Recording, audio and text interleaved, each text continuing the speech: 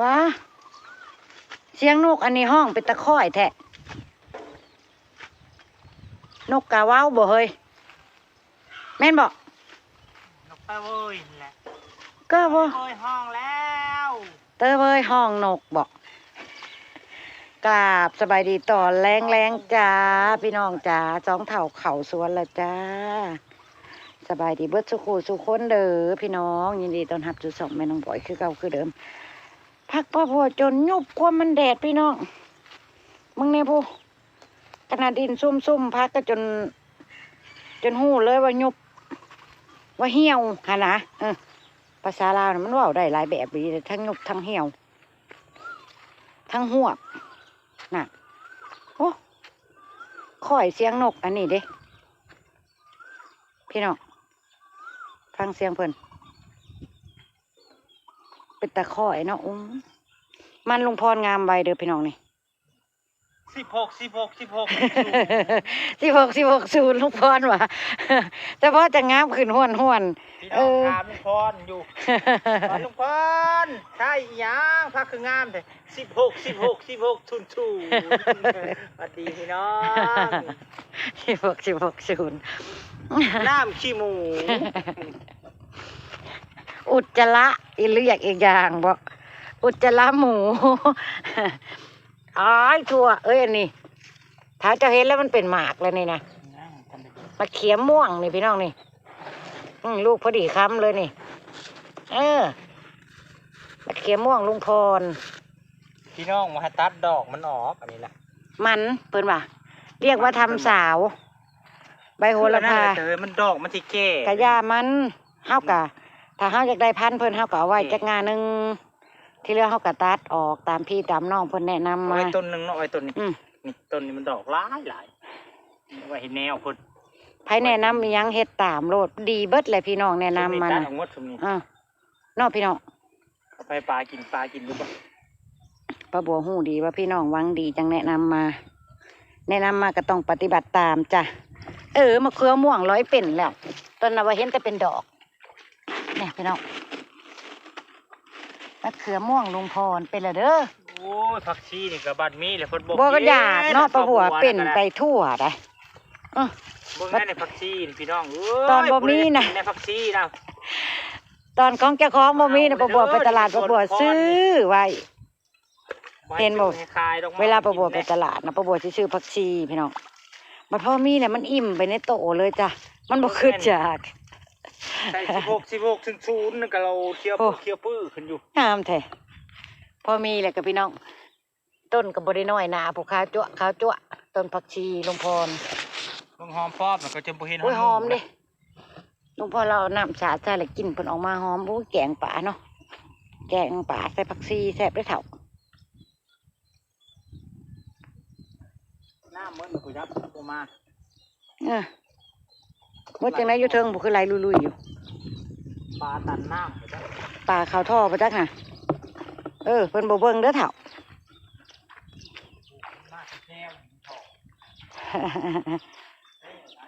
โอ้ยอ่อนซ้อนกะหล่ำลุงพร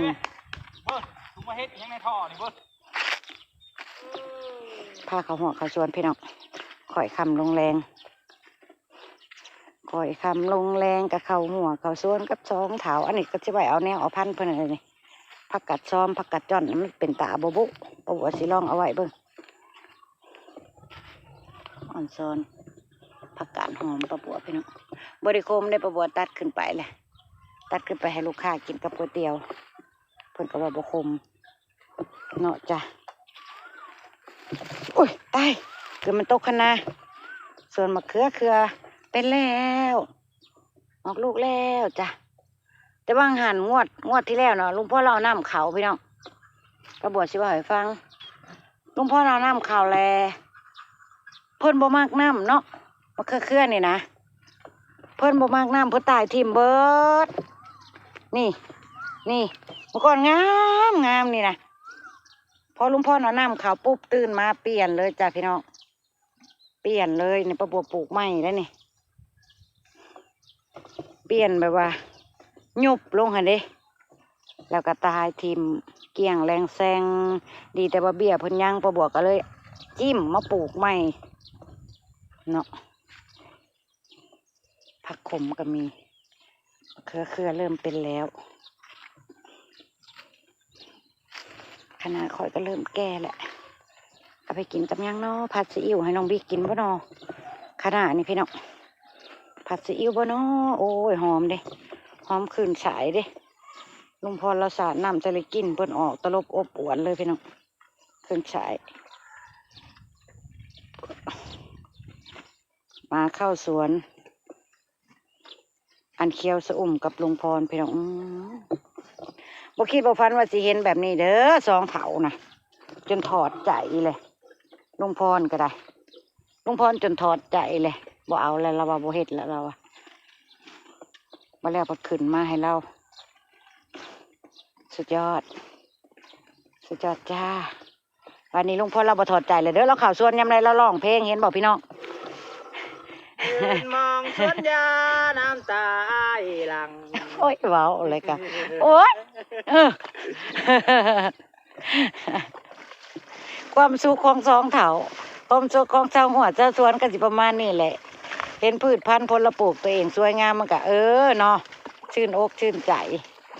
ได้พี่น้องผู้ใดที่มาอุดหนุนกะลำลุงพรมาเด้อ ใกล้ละเด้อบ่ใกล้ละเด้อใกล้ละเด้อใกล้ละเด้อหัวใหญ่ขึ้นทุกวันเลยเด้อเนาะมาชื่อซอยลุงพรเลยเด้อจ้าพละหัวสองหัวก็ยังดีวะอ้าวสองเท่านี่มาถ่ายคลิปหรือมาขายเพิ่นว่าทั้งขายเด้ฉันสิกินหมดบ่ปลูกลายกระดอกกระเดี่ยกินจังไหนมีพี่น้องท่านหนึ่งต้องใช้บัญชีเป็นยังเล่นน่ะเป็นคนลาวคือกันกับป้าบัวนี่แหละจ้ะอยู่ประเทศลาวคือกันนี่แหละเพิ่นเขียนภาษาลาวมาผักป้าบัวใส่อีหยังคืองามแท้แต่ลุงพรตอบให้เลยเด้อ16 แล้วก็ขี้หมูบ่ท้ายลงท้ายเลยขี้หมูโอ้ยลุงพรแม่นี่เดาแน่แล้วก็จุลินทรีย์สะเคาะแชงนะได้ลุงพรใช่มีแต่พวกขนาดนะพี่น้องผสมกันเลยจากตัวนั้นมันดีแล้วเป็นลุงพรแต่บุ้งจักคือกันใส่หมวกไปเบิดเนาะพี่น้องแนะนำยังมากับใส่พี่น้องแนะนำใบชะเดา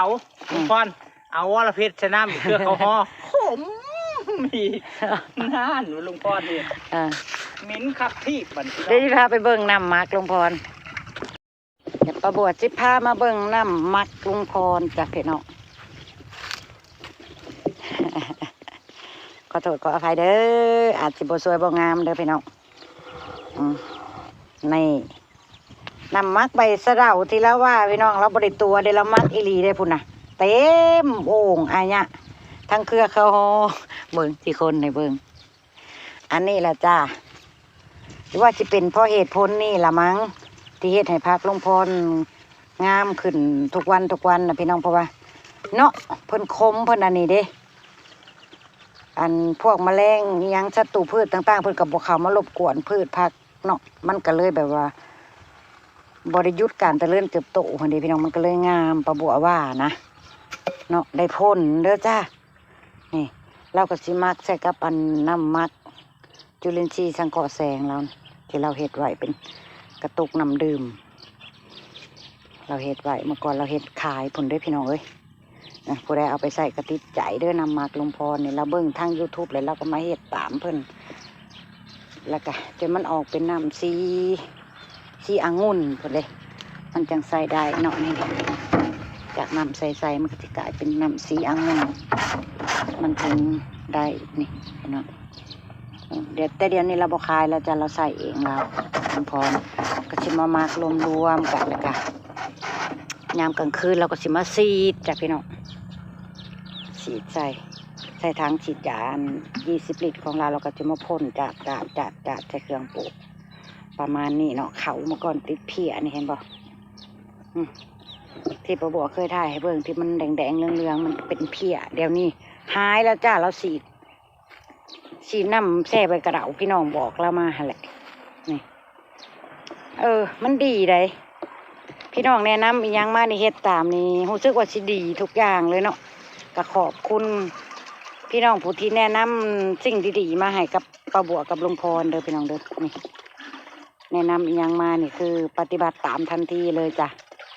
เนาะเพราะว่ามันเป็นสิ่งดีๆทั้งนั้นแหละพี่น้องแนะนำมานะนะสังเกตเขาลุงพรต้นขาวจั่วขึ้นแล้วจ้าบ่แหล่ๆเรื่องๆคือเมื่อก่อนละเด้อนี่ นี่ เบิ่งใกล้ๆนี่เขาสมบูรณ์เพิ่นสิเป็นแบบนี้แหละนี่ลำต้นเพิ่นสิขาวๆอะไรงามแล้ว ลุงพรกะได้แต่ยืนมองท้องนาน้ำตาล่วงหล่น เอาปฏิล่วงจิล่นยังมันงาม คิดถึงหน้าบน โอ้ย ให้จนน้องจึงทำเธอ ไปแล้วพี่น้อง พ่อใหญ่พรพี่น้องเราแบบว่าเราบ่ถูกใจเลยเด้พืชผักเรางามได้ดังใจเราเลยเนาะก็สิอารมณ์ดีประมาณนี้แล้วก็ละนายเอาคิ้วงอ เราเคยจมกับป้าบัวแล้วว่าสิตายย้อนชวนผักนี่แหละเราอะเดี๋ยวนี้เราประจมแล้วเด้อเราหาวใส่ฮืดๆเด้อแต่ละมื้อเดี๋ยวนี้นั่นพ่อใหญ่พรน่ะ ไปพี่น้องโอ้ยชื่อซอยลุงพรนะนี่ ผักคอส เนี่ เนี่ย ยมีแต่หัวใหญ่พี่น้องเบิ่งปุ๊บหัวใหญ่เลย ตัดแจกน้ำหลายๆนี่พี่น้องตัดแจกพี่แจกน้องป้าบัวน้ำเลย ไป นี่ น้ำแน่ละ เด็เป็นว่างนี่ เป็นหัวใหญ่ขึ้นอีก ป้าบัวตัดให้ญาติพี่น้องกินน้ำเลยเด็ก ปล่อยน้ำก่อนน้ำมาพอปล่อยน้ พ่อใหญ่พรอารมณ์ดีเป็นพิเศษเนาะสวยงามตามท้องเรื่องพืชผักผลปุพ่อใหญ่พรอย่างถั่วลิสงมึงเนี่ยพี่น้องถั่วมนคั้นละเด้ถั่วลิสงลุงพรน่ะเราเอานำมักสีใส่ซองเถื่อเอาหยาเอาหอยเช็ดแล้วก็นำมักสีใส่ซองรอบแล้วเราอะอาทิตย์ละครั้งผิดหูผิดตา ซีดนะ ทั่ว ยังคือกัน ถั่วฝักยาวถั่วน่ะที่ว่าทิมแล้วอะไรเด้อพี่น้องนะถ้าเบิ้งเด้อนี่บัดเพิ่นออกมา ซี เป็ ด นที ย่าม ม ตอนแรงพี่น้องมันยังได้ผลดี มันเพิ่นได้กินเมื่อคืนจนฮอด9 โมงเช้าผมลุงพรซีดแต่ย่ามมันแรงได้อ่อน นี่ประบัวถึงบ่ได้ถ่ายให้เบิ่งตอนลุงพรฉีดเพราะว่าเราฉีดกลางคืนพี่น้อง เพิ่นได้กินฮอด8-9 โมงเช้า เพิ่นจะปิดปากเพิ่นจังบ่กินอาหาร ข้าวแล้วก็เคี้ยวสุ่มก่อใหญ่ขึ้นเลยจูกันเบิดแล้วบ่อนปลูกผักบุ้งนะพี่น้องบ่ลุงพรปลูกผักบุ้งแก้วอยู่กลางนานะมันบ่เห็นเบิดแล้วจ้าข้าวมันแตกก่อ ท่วมมาเลย มงได้อันข้าวห้างแห้งก็ก่อใหญ่หั่นเด้ โอ้ยจนคืนพี่น้องเลย แล้วเพิ่นก็สิใส่อันนั่นแหละ นี่พี่น้องนี่ ใส่ขี้หมู3 วันแล้วเราก็สิเซอะขึ้นแล้วก็เอาตัวไม้มาลงพี่น้องแล้วเราก็เอาไปโฮด ยิ่งมักยิ่งแห้งกระดุมแห้งกระคัก นี่ ไปเป็นกระลังนะพูดจุลินทรีย์สะเคาะแซงก็อยู่น้ำกันนี่พี่น้องขี้หมูก็อยู่น้ำกันนี่จังว่าสูตรของปอน000 อันที่ซุนๆแล้วเราว่าเอาเด้อพี่น้องเด้อนี่แหละแล้วใส่หม้อซั่วนี่แล้วความหมายแล้วนะ ชั่วจากตัวใดมันดีพี่น้อง เลยบ่ฮู้ว่าตัวใดดี แล้วพี่น้องแนะนำมาแล้วก็นวลลงใจในมี แถวนี้ลุงพรโหดดูโพดเนี่ยมันใบใหญ่โพดเลยผม เนาะมันไกลเด้มันไกล น้ำ เพิ่ มัน น ลุงพร เพิ่นสัดใส่ โอ้งามอีหลีได้พี่น้องมื้อนี้ ตะกี้เรื่องมืออยู่นะพี่น้องผมบ่เห็นแล้วทางปุ่นมืดแล้ว มืดฟ้ามัวดินเบิดแล้วถั่วลิสงก็ได้ โอ้ยเนาะ ได้อยู่ดอกได้ในให้เพิ่นคืนอยู่แถวเดียวนี่ก็พอได้2 โลเลยพี่น้องเอ้ยเรือหันของเรา นี่พร ตะกี้นั่นลุงพรมาจะได้2-3ให้พอได้ทัวริส่งนี่พี่น้องเพิ่นหักอันยังปลูกอยู่บ่แล้วเลยเจ้าของอันทัวริส่งนะเพิ่นจะไปอันตัดอ้อย บัดล่าเลยเพิ่นเลยโทรมาหาลุงพรว่าให้อยากให้ปลูกให้ สิยก ลุ ให้ งพรว่ามันล่าเลย เนาะตอนเฮาจะปลูกเพิ่นว่าจะปลูกเอง อยากพอจะปลูกเอง ถ้ามันสั่นก็ปลูก2-3ให้หน้าพุ่นแล้ว งามให้หน้านี่เบิ่งได้พักอันนี้คมมันงามพี่น้อง งามย้อนนำมักลูกพร งามดีนะดำปื้อๆคักๆนี่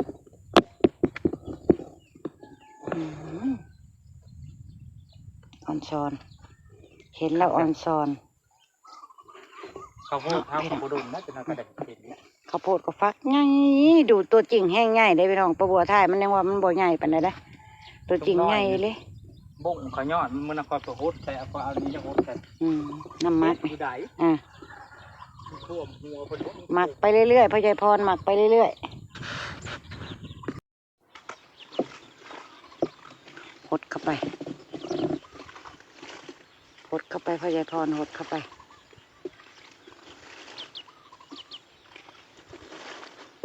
อ่อนช้อนเลย หดม่วนเว้ย น้ำโคกนกความผลงาม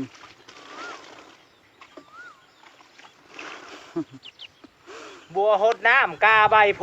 ของลุงพร พ่อใหญ่พรเอ้ยพี่น้องเอ้ยอย่าถืออย่าซาพ่อใหญ่พรเด้อเราเป็นคนขี้เล่นนั่นนี่แหละลูกก็มีคนหนึ่งที่ได้ดาวน่ะน้องบอยจ้าน้องบอยน่ะได้พ่อเพิ่นเกี่ยงพี่น้องการเว้าการจ่านิสัยใจคอขี้เล่น บางวันเล่นขี้ ส่วนน้องบิ๊กได้ปลาบัวเด้อนิสัยปลาบัวก็ตั้งแต่ปลาบัวบ่ได้ถ่ายคลิปปลาบัวบ่ได้ค่อยเว้าได้พี่น้องแต่ว่าเวลามาถ่ายคลิปมันจำเป็นในวันนี้มันต้องได้เว้าน้ำพี่น้ำน้องปลาบัวสิเป็นคล้ายๆน้องบิ๊กแหละปลาบัวสิเงียบ เห็นหน้าเงียบๆเก็บเรียบ ลูก2 คนที่คนหนึ่งได้พ่อคนหนึ่งได้แม่น้องบิ๊กนี่แห้งโตแห้งก็ได้แม่คักเลยบ่ค่อยปากปลาบัวเมื่อก่อนปลาบัวก็บ่ค่อยปากบ่พอใจไผก็สิบ่ปากบ่เว้าเงียบอย่างเดียวปลาบัวนิสัยปลาบัวดูยากเมื่อก่อนแต่เดี๋ยวนี้เปลี่ยนแล้วจ้ะตั้งแต่มีพี่มีน้องตั้งแต่มาถ่ายคลิปได้เว้าน้ำพี่น้ำน้องนี่เริ่มกลายเป็นคนปากมากแล้วปลาบัว เนาะปากมากแต่ใจดีเด้อเนาะจริงจังเด้อจริงจังจริงใจเด้อปลาบัวนะคำใดคำนั้นเด้อ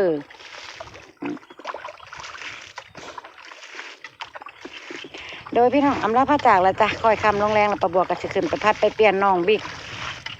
เพิ่นไปหาเอาง้อเอาหม้อเขารักเขาแรงเพิ่นละจะหอดเวลาทำงานเพิ่นละไปเปลี่ยนพัดเปลี่ยนเพิ่นจากห้าง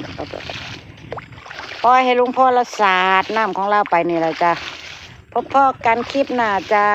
พี่น้องขอบคุณเด้อขอบคุณกำลังใจส่งมาให้2 เถ่าเขาชวนแต่ละมือแต่ละเวนขอบคุณมากนี่กำลังใจไปแล้วจ้าพี่น้องพบพ่อกันคลิปหน้าจ้าสบายดี สบายดีพี่น้อง เด้อ